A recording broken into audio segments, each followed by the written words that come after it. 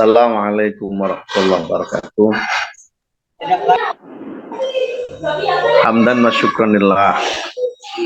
Hamdan wa syukran bi hudurikum. Alhamdulillahilladzi arsalahu bil huda wa dinil haq. Alhamdulillahilladzi an'ama alaina wa hadana ala dinil islam wal iman wa ihsan. Alhamdulillahi rabbil alamin. Assalatu wassalamu ala sayyidina Muhammadin wa ala alihi wa ashabihi ajma'in. Amma ba'd. Ilahi anta maqsudi wa ridhaka matlubi a'tini mahabbataka wa ma'rifataka wa a'tini ma'aka abadah. Di hadapan para ahli silsilah Thariqah Qadiriyah Naqsabandiyah Pondok Pesantren Suryalaya, wabil khusus guru kita, guru mursyid kita, Murabbi arwahina Muhammad Abdul Ghawsaf wa Masul Qaddas Sirah. Sebagai ungkapan terima kasih kita kepada beliau, tentunya kita jadikan wasilah manaqib pada hari ini. Semoga abah panjang umur, sehat walafiat, ditambah karma barakahnya sama Allah, sebagai wasilah roh kita ma'rifatullah, sekaligus sebagai wasilah untuk mempermudah hajat-hajat yang mungkin pada hari ini belum terkabulkan. Semoga barokah manaqib, barokah masjid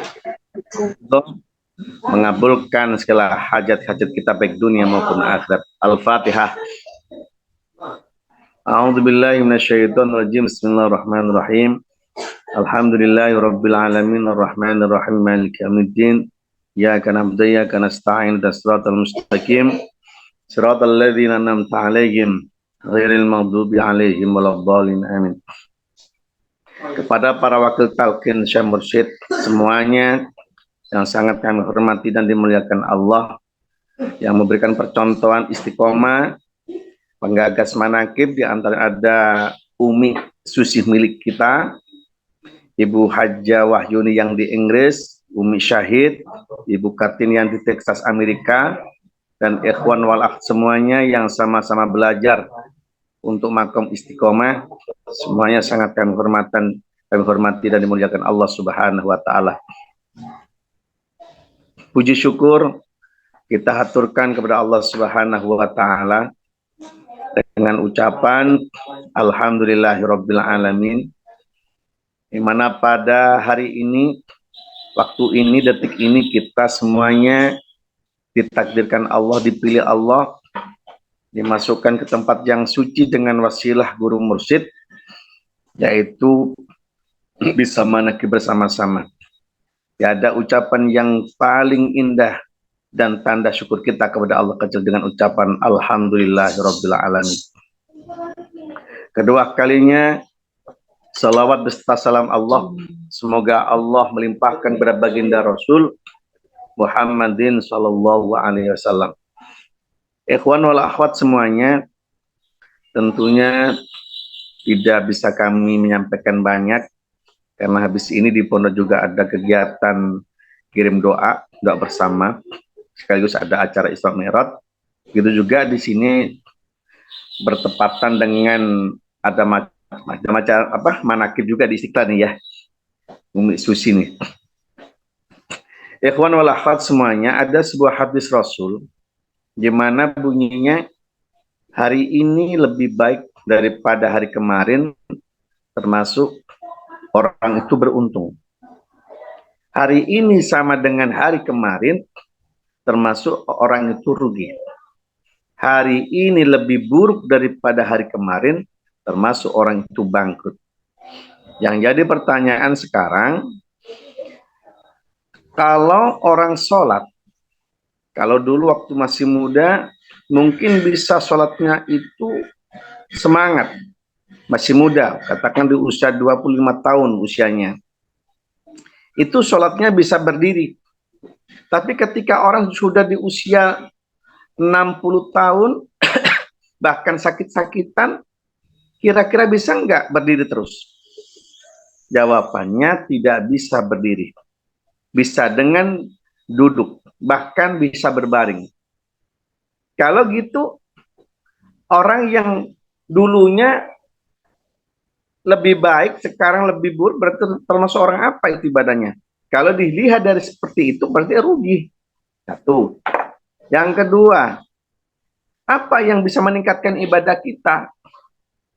Sholat duhur jumlahnya 4 rakaat. Sholat asar jumlahnya 4 rakaat. Maghrib 3 rakaat. Isya 4 rakaat. Subuh 2 rakaat. Ditambah qobliyah ba'diyah. Ada sholat setelah maghrib. Awabin. Ada sholat tobat. Ada sholat birrul walidain. Ada sholat hifdzul iman. Ada syukur nikmat. Ditambah lagi sholat itafil bala. Syukur Lailatul Qadar, macam-macam. Itu ada batasan.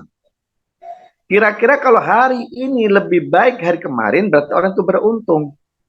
Tapi yang jadi pertanyaan, kalau dulu sholatnya bisa berdiri, sekarang dengan duduk, apalagi dengan posisi lagi berbaring, apakah bagian dari orang yang beruntung? Kalau dilihat dengan kacamata syariat, otomatis banyak ruginya. Sholatnya pun tidak meningkat, sama, tidak bisa menambah. Katakan sholat duhur biasanya 4 rakaat, harus kita tambah jadi 5 rakaat, juga tidak bisa. Berarti kan otomatis kalau kemarin kita sholat duhur 4 rakaat, hari ini juga 4 rakaat, besok juga 4 rakaat, berarti kan sama, berarti kan rugi. Kalau dilihat dari kacamata syariat. Tapi guru mursyid kita, subhanallah, kita dengan wasilah masuk wilayah Thariqah ini, ibadah kita yang ditingkatkan dari mananya? Yang ditingkatkan bukan gerakannya, tapi hatinya. Hatinya kenapa? Hendaknya hati ini selalu zikron kathiran. Zikirnya selalu banyak, selalu mengingat Allah. Jumlahnya juga bervariasi. Guru mursyid mematok dari 165 minimal. Lebih banyak, lebih baik. Lebih banyak, lebih baik. Maka di sini ikhwan wal akhwat banyak yang berlomba-lomba. Ada yang 165, yang dulunya cuma 33 jumlahnya. Karena dzikir-dzikir umum ditingkatkan ke dzikir thariqah. Karena dzikir thariqah itu dzikir di mana dzikirnya digurukan, ada gurunya. Maka yang dari 33 itu ditingkatkan menjadi jumlahnya 165, bahkan lebih banyak. Sehingga di situ ikhwan wal akhwat sudah merasakan nikmatnya zikir sampai ada yang 200, ada yang 250, ada yang 300, 400, 500, bahkan ada yang sampai dalam satu sholat saja itu setelah sholat itu 1000. Zuhur dikasih sampai 1000. Asar sampai 1000, maghrib sampai 1000, isya sampai 1000, subuh sampai 1000, belum ditambah yang lainnya. Apa tidak ada fadilahnya? Kalau sudah terkait dengan zikir itu, semua pasti menghasilkan kemanfaatan, pasti ada fadilahnya. Bahkan Bu Haja Nurwendo Malang, dulu belum pernah istilahnya pailit. Beliau itu dulu pernah mengalami bisnisnya rugi. Beliau dulu punya usaha pabrik rokok. Nah, pabrik rokok ini beliau dirikan sampai di situ ada orang dipercaya, ternyata di situ dibohongi Bu Haja Nurwendo itu. Sampai beliau terbelit hutang. Hutangnya itu sampai mencapai 5 miliar. Beliau cerita ke saya, 5 miliar. Jadi setiap hari itu ditagih bank. Tapi subhanallah, beliau itu sangat mahabbah ke zamannya Abah Anom, zamannya ke Abah Aus. Beliau sangat mahabbah, sangat cinta. Jadi beliau kalau ditagih, yang nagih disuruh disuruh menunggu dulu. Beliau katanya, saya benar, saya tak zikir dulu katanya. Saya tak minta sama Allah. Bayangkan, Bu Haja Nurwendo itu tidak pakai nalar berpikir dulu. Beliau berkata, sudah yang nagih, yang dari bank itu menagih, itu disuruh menunggu dulu. Sudah, tunggu dulu, saya tak minta sama Allah, saya tak berzikir dulu sama Allah. Dikit. Jadi beliaunya itu bilang sama Allah, ya Allah, kalau ditakdirkan saya miskin gak masalah. Yang jadi masalah saya punya tanggung jawab yang besar. Maka hari ini ya Allah saya bekerja dengan kamu ya Allah. Saya katakan kalau dengan bahasa orang bekerja itu ada SOP-nya, ada MOU-nya dengan Allah. Jadi bekerja sama Allah dengan apa? Saya bekerja sama kepadamu ya Allah dengan zikir. Setiap sholatnya 1000. Zuhur 1000, asar 1000, maghrib 1000, isya 1000, subuh 1000. Itu totalnya dalam sehari 24 jam itu 5 waktu, itu totalnya 5000. Apakah hutangnya selesai hutang waktu itu? 5 miliar? Belum. Baru mencapai 5 tahun dengan zikir 5000 dalam sehari semalam itu 5 waktu, baru 5 tahun hutang 5 miliar terbayar. Jadi konteksnya yang sesungguhnya zikir itu bisa menyelesaikan masalah. Kenapa zikir bisa menyelesaikan masalah? Karena yang bisa menyelesaikan itu yang dizikiri. Siapa yang dizikiri? Siapa yang diingati? Allah. Jadi kalau kita banyak mengingat Allah, tentunya Allah yang menciptakan kita, Allah yang mencukupi kebutuhan kita, Allah yang menyelesaikan masalah kita. Gitu loh. Makanya tidak salah guru mursyid mendidik kita banyak zikir kepada Allah itu untuk apa? Kembali kepada Allah, apa kata Allah? Maka doa kita itu, lihat Abah. Saya kalau lihat amalia harian, di situ doanya tidak banyak-banyak. Terakhir ditutup sama Abah, wa'tasimu bihablillah. Dari innama yubayi'unaka innama yubayinallah. Sudah selesai, tidak ada tambahan yang macam-macam.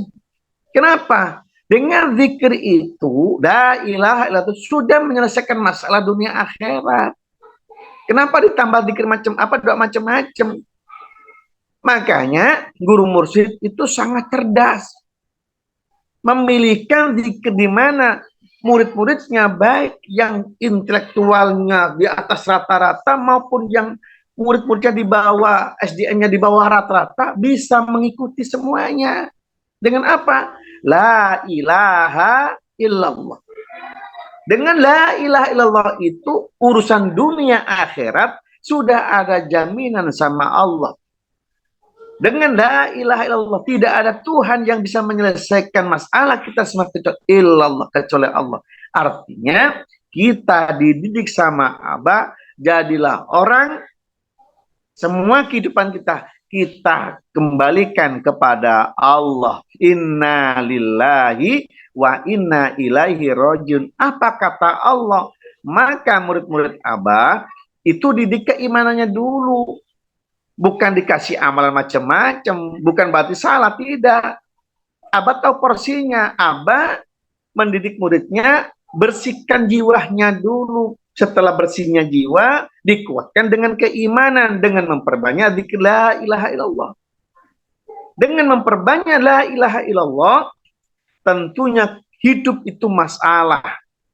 Hidup di dunia itu masalah. Tentunya orang yang hidup di dunia ini harus siap menghadapi masalah dan siap menyelesaikan masalah. Terus yang jadi pertanyaan, siapa yang bisa menyelesaikan masalah? Yang menciptakan masalah siapa? Ya Allah. Kita ini dulu nggak ada, sekarang ada. Yang bisa mengadakan juga Allah. Yang menyelesaikan masalah juga Allah. Maka kita sama Abah dididik. Semua ini harus dikembalikan kepada Allah. Bukan mendoktrin Allah, bukan mendikte Allah harus gini ya Allah, bukan. Apa yang terbaik? Semua itu ilahi anta maqsudi waridhoka matlubi atini mahabbataka wa ma'rifataka. Jadi patokannya Allah. Kalau sudah kita itu apa kata Allah, Allah itu punya sifat Rahman Rahim, kasih sayang. Kalau orang sudah itu bersama yang punya sifat kasih sayang, tentunya Allah akan menuntun, akan menyelesaikan masalahnya, dan Allah akan mencukupi segala kebutuhannya, dan Allah akan menyelesaikan masalah-masalahnya.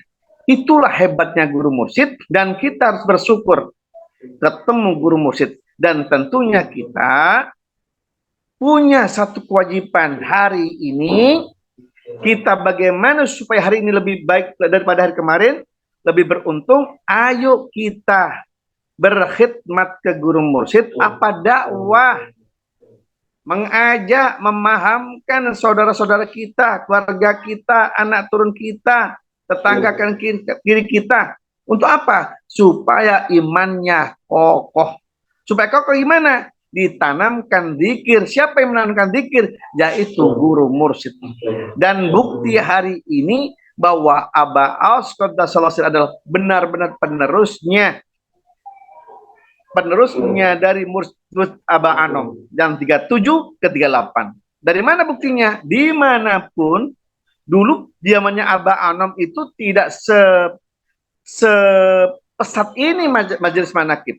Sekarang ini dalam setiap hari hampir manakib di mana-mana. Subhanallah. Itulah bukti kemursidannya Aba Aus, subhanallah.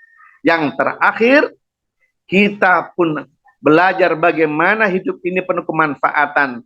Jadilah murid-murid Aba yang punya rasa mahabbah sama Aba. Tentunya kita bisa mensukseskan acara yang sangat besar, yaitu Islam Manakib Akbar, manakib nasional sampai cukupnya internasional, yaitu manakib di GBK. Ayo kita sama-sama ngambil di situ peluang-peluang apa yang harus kita khidmatkan ke sana. Bisa khidmat pakai ilmunya, pikirannya, atau harta bendanya. Dan inilah bagian dari murid-murid Abah yang bagaimana kita menyenangkan guru mursyid. Itu saja dapat kami sampaikan, kurang lebihnya mohon maaf. Assalamualaikum warahmatullahi wabarakatuh.